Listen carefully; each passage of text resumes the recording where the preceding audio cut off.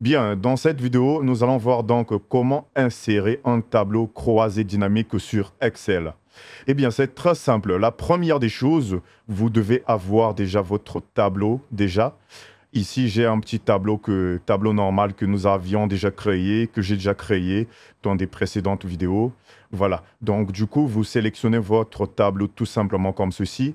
Et ensuite, vous allez vous rendre à ce niveau dans l'onglet Insertion. Vous cliquez à ce niveau sur Insertion et après, vous allez chercher donc tableau croisé dynamique à ce niveau. OK? Allez, vous cliquez à ce niveau.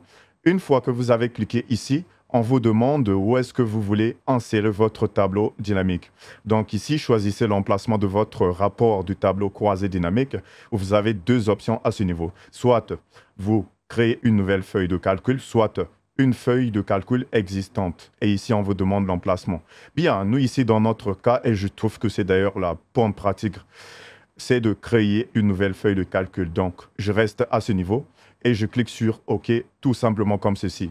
Voilà, donc notre tableau dynamique a été créé comme son nom l'indique, c'est un tableau dynamique, croisé dynamique bien.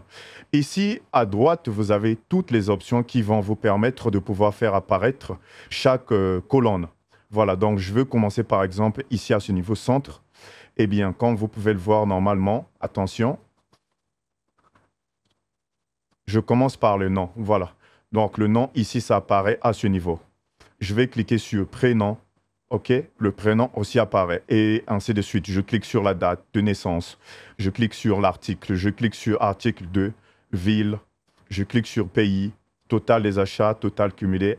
Voilà donc notre tableau dynamique, croisé dynamique a été inséré facilement et rapidement. Maintenant, ici, je vais vous montrer un truc très intéressant également. Vous avez la possibilité aussi d'insérer ce qu'on appelle par un graphique croisé dynamique. Vous venez tout simplement dans Analyse. Eh bien, je viens cliquer sur ce bouton-là. Donc, à ce niveau, graphique croisé dynamique. Vous cliquez à ce niveau. Donc, ici, vous avez la possibilité d'insérer un graphique croisé dynamique. Donc, c'est un graphique dynamique, bien effectivement. Donc, je vais choisir, par exemple, histogramme groupé 3D. Je clique sur OK.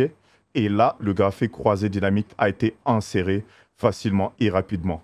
Et comme son nom l'indique, c'est un graphique dynamique. Voilà. Parce que ici, je peux venir cliquer sur ville et ça m'affiche toutes les villes qui sont à ce niveau. OK? Je peux cliquer sur date de naissance, ça m'affiche toutes les dates de naissance. Je peux cliquer sur prénom et ça m'affiche tous les prénoms. Vous voyez, c'est un graphique vraiment croisé dynamique. Je viens sur le nom également. Vous pouvez voir à ce niveau, vous avez tous les noms. OK? Voilà, donc c'était pour vous montrer que vous avez la possibilité d'insérer aussi un graphique dynamique à partir de ce tableau croisé dynamique. Bien, je supprime ça. Et ici, comme vous pouvez le voir, vous avez la possibilité de faire la mise en forme. Je peux choisir, par exemple, choisir mon tableau comme ceci et je vais venir sur création. Une fois que vous êtes dans création, vous pouvez changer de style. Par exemple, ce style-là, il est très bon. Voilà. Là, ça me donne une meilleure visibilité pour chaque personne. Donc, pour chaque nom, ici, vraiment, j'ai des couleurs où je peux voir vraiment ça, c'est Dupont, ça, c'est Diallo, ça, c'est Koulibaly, etc. Voilà. Voilà, donc, je pense que vous savez maintenant comment insérer un tableau croisé dynamique facilement et rapidement sur Excel. Alors, vous savez maintenant comment insérer un tableau croisé dynamique sur Excel. Maintenant, nous allons passer à une autre chose. Alors, il est possible en fait de filtrer les données ici dans un tableau croisé dynamique. C'est pas pour rien qu'on l'appelle le tableau croisé dynamique. Vous avez la possibilité de filtrer les données. Qu'est-ce que j'entends par là? Eh bien, c'est très simple. Par exemple, ici, vous allez venir à ce niveau. Je viens à ce niveau et je peux dire que je vais filtrer par nom, par ville. Bon, prenons la ville. Par ville et par pays. Je glisse d'abord la ville à ce niveau sur filtre, comme vous pouvez le voir. Je vais glisser aussi le pays à ce niveau. Eh bien, regardez bien ce qui va se passer maintenant concrètement. Je viens ici. Vous voyez, toute la liste est affichée à ce niveau. Tout le tableau est affiché. Mais j'ai la possibilité de pouvoir filtrer. Par exemple, ici, sur la ville, alors, par exemple, à ce niveau, j'ai la possibilité de venir ici. Je clique sur la ville et vous voyez toutes les villes qui sont enregistrées sur notre tableau dynamique. Donc, à l'origine, sur le tableau que nous avions créé sur la feuille, je ne sais pas combien, si c'était CP Form. OK? Toutes les informations sont ici. Je veux dire ici, je voudrais afficher juste les personnes qui habitent dans la ville de Brazzaville, par exemple. Je prends Brazzaville et je clique sur OK. Et là, vous voyez uniquement les gens qui sont à Brazzaville. Et je peux rajouter d'autres personnes, par exemple Libreville. Je vais dire sélectionner plusieurs. Donc ici, je peux sélectionner plusieurs villes. Je sélectionne Brazzaville, je dis Dakar et je clique sur OK. Donc là, ça m'affiche uniquement les personnes qui sont à Dakar, Libreville et Brazzaville. OK?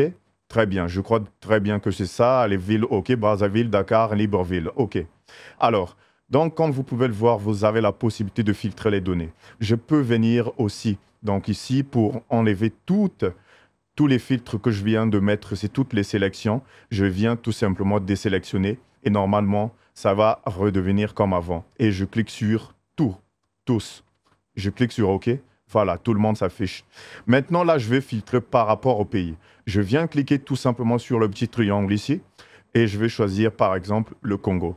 Et je clique sur OK. Là, ça m'affiche uniquement les personnes vivant au Congo. Et je pense qu'il n'y en a qu'une. Voilà, donc ici, vous pouvez rajouter sélection multiple, sélectionner plusieurs personnes, Côte d'Ivoire, France, Gabon, et je clique sur OK. Voilà. Donc, de cette manière, vous pouvez avoir votre tableau dynamique. Si, par exemple, vous êtes commercial, je ne sais pas, peu importe, ça peut vous servir énormément. Il y a une personne qui vient pour vous demander une information. Rapidement, vous pouvez, si vous avez un tableau dynamique, vous pouvez rechercher une information rapidement et le plus simplement possible. Et encore, vous avez la facilité de rechercher à ce niveau. Par exemple, je peux dire Congo. Vous voyez? Donc là, imaginez, vous avez plusieurs clients et vous voulez rechercher une information rapidement pour un client. Eh bien, vous tapez tout simplement son nom à ce niveau et vous cliquez sur OK. Et normalement, ça s'affiche. Voilà. Et je vais vous montrer encore un autre truc. C'est pour vous dire qu'il est aussi possible de modifier la source de données de notre tableau dynamique. Pour modifier la source de données, c'est très simple. Donc là, je vais remettre d'abord tout. OK?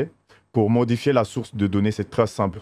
Vous allez venir à ce niveau sur Analyse, voilà.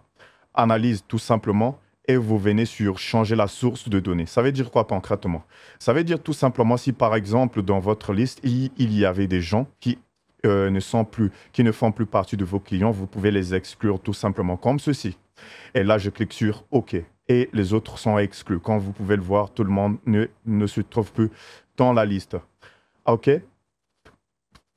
Et enfin, la dernière chose que nous allons voir, c'est qu'il est possible de changer l'opération qui s'effectue à ce niveau. Ici, vous effectuez la somme. Moi, je peux dire, par exemple, que c'est la multiplication. Bon, là, il faut choisir d'abord le champ. C'est quel champ à ce niveau? Donc, c'est par exemple à ce niveau où nous avons dit total des achats. Je clique là. Je clique à ce niveau. Je viens sur paramètres des champs de valeur. Et là, je vais dire, bon, ça ne sera plus la somme, mais plutôt la moyenne. Je clique là. Là, c'est bien pour une moyenne. Je clique ici et les informations ont changé normalement. Donc, regardez bien. Ici, c'est maintenant 747. Là, c'est 52 625. Quand je fais CTRL-Z, voici donc les informations qui se trouvaient à ce niveau. OK? Voilà. Donc, je pense que vous avez compris. On se retrouve donc dans la prochaine leçon.